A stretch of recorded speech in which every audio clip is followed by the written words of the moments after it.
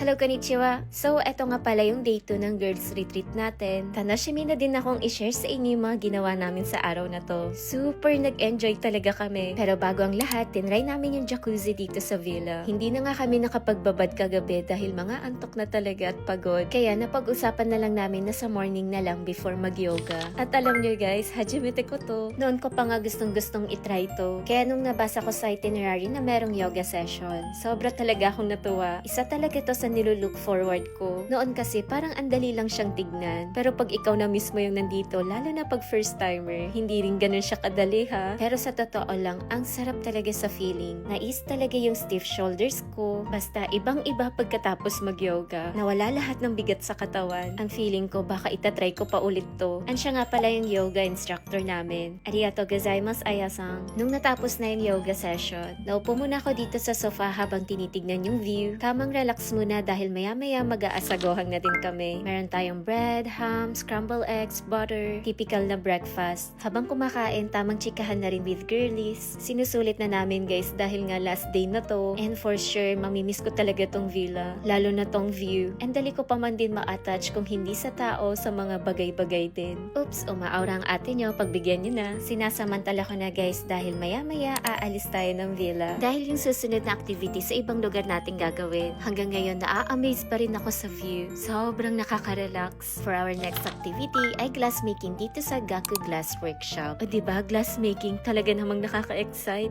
Tingnan niyo yung mga naka-display dito. Ang gaganda. So pagdating namin, namili na kami kung anong klase yung gagawin namin. And after makapili, mag-fill out lang dito ng name. Tapos kung anong number ng design. And after that, mamimili ka kung anong color ng glass mo. Tingnan niyo, sky blue na naman yung napili kong color. Para match dun sa flower beads na ginawa ko kahapon. At syempre, bago tayo sumabak sa workshop, magsusuot na tayo ng apron. At maghihintay lang ako ng jumbang ko. So, heto na nga, etong si Lolo yung makakasama natin. So, tinuturuan niya ako at ginagig niya ako kung paano patunawin tong glass. Kailangan talaga mag-ingat at yukuri. Syempre, hajimete ko. Tignan nyo, natutunaw na siya. Tapos, paiikutin mo dito sa metal para maghugis bilog. Maya-maya, hinayaan ako mag-isa ni Lolo na paikot-ikutin tong glass sa apoy. Dahil pagkatapos niyang paiikutin mo dito sa small pieces na glass at ilalagay mo ulit sa apoy. Bale, yan kasi yung magiging design ng glass mo. Yatta, tanashimi na ako sa result. Nung natapos na, nilagay niya dito sa parang kona. Gustong-gusto ko nga din yung interior dito. Napaka-cute. Dito naman, pwede mo rin lagyan ng beads yung nagawa mong glass. Maya-maya, oras na ulit para bumalik sa villa. And as usual, habang biyahe, nakatanaw lang ako dito sa bintana. Tingnan nyo naman kasi kung gaano kaganda. Pagkabalik, oras na para mag-lunch. Alam nyo, isa to sa favorite dish ko dito, etong chicken supreme. Kasi naman, sa unang subo ko pa lang, makikita nyo naman sa reaction ng mukha ko. Napaka-creamy, tapos ang sarap ng mashed potato. Sabi ko pa nga, baka pagkabalik ko ng Tokyo, mag-crave ako dito. Pagkatapos ko kumain dito, naisipan ko munang lumabas at mag-chill muna dito. Kasi kung alam nyo lang, sobrang presko at iba yung simoy ng hangin dito. Kita nyo naman kasi kung gaano kadami yung puno. Then, fast forward, meron na naman ulit tayong pupuntahan. Isa nga din to na memorable activity ngayong araw para sa akin. So, pupunta tayo dito sa Lakeside Cafe. Pagkapasok namin, tignan nyo naman kung gaano kaganda yung view mula sa table namin. But first, bago natin puntahan yung lake, ang next na gagawin kasi ay journaling session. O diba, tapos sa magandang lugar pa, samahan mo pa ng masarap na matcha. Alam nyo, hinahanap-hanap ko din to. Mas masarap pala pag imimix mo siya sa oat milk.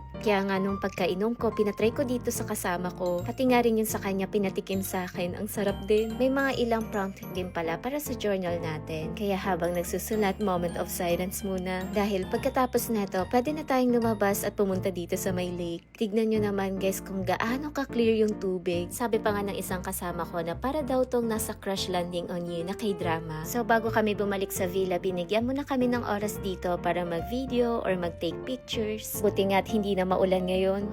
Kiray na kashkida na. And alam nyo ba, dahil ilang minuto na lang yung natitira, tumakbo kami ng isang kasama ko dito kasi may nakita kami dito mga wisteria. Maganda din daw kasi mag-take ng pictures or videos dito. Which is totoo nga naman, kaya worth it yung pagtakbo namin kanina. Eh syempre, minsan lang din to kaya sinulit na namin. At nung nakabalik na kami dito sa villa, proceed sa next activity, etong Oil Pastel Flower Still Life Workshop. At nag-join nga tong host namin na si Kiko. Alam nyo, hindi lang to basta-basta drawing ng flower guys. Kasi may pa-challenge yan. For example, ida-drawing namin tong flowers na to within 1 minute. Kaya mas nakakatuwa siyang gawin. Pero wag na kayo mag-expect din na magaling ako mag-drawing guys ha. Basta flower yung dinrawing ko guys ha. Tapos etong next naman, ako medyo mahirap kasi left hand yung gagamitin mong pang drawing. Kore muzikashi. O tignan nyo naman naging resulta. Sabi nga ni Kiko na medyo okay pa nga daw sa akin kasi yung sa kanya nagmukha daw monster. Kaya grabe tawa ko dyan. Tapos next challenge naman is yung hindi kayo nakatingin. Nako, ewan ko ba kung papasok pa to sa vase tong flower ko. Pinapakiramdaman ko na lang talaga guys. Hindi lang siya yung basta drawing lang, kaya super fun talaga kasi may mga pa-challenge. Tawa nga ako ng tawa sa mga oras na to. At nung time's up na nga, nakita na namin yung mga result ng drawing namin. In fairness, pasok naman siya sa flower vase. Mukha pa rin ba siyang flower guys? Hindi halatang tuwang-tuwa sa mukha ko, no? Yabay, kore, mecha tanoshi. Next challenge naman ay one line lang yung pag-drawing. So it means, bawal nyo iangat yung oil pastel habang nagdo-drawing. Medyo kanta naman to kumpara sa kanina, kaya mas okay yung naging resulta. Next naman, magdo-drawing muna kami dito ng 3 boxes. Bale, in each box, i-drawing namin yung top 3 picks namin na flowers. Ganun ulit, 1 minute per flower. Next naman, kailangan namin dito yung journal kasi pipili kami ng top 3 words na pwede naming ilagay dito sa last drawing namin. This time naman, wala nang time limit, kaya kahit papano, makakapag-drawing tayo na maayos. So, sa 3 words na yun, pwede mo naman ilagay o hindi or mamili ng isa. Then, jajang!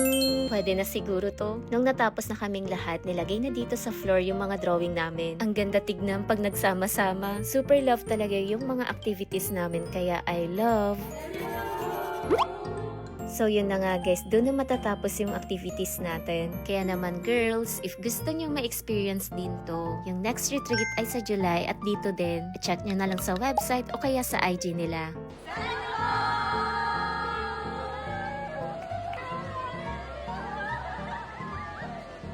So, special thanks to Kiko, Julia, and Munta. Sobrang na-enjoy talaga namin girls. In back to reality na dahil uuwi na kami ng Tokyo. Buti nga't nakapag-book kami ng Shinkansen para mas makauwi ng maaga. O siya, salamat sa pagsama at sana na-enjoy nyo rin. Hanggang dito na lang muna. Yun lang, matane!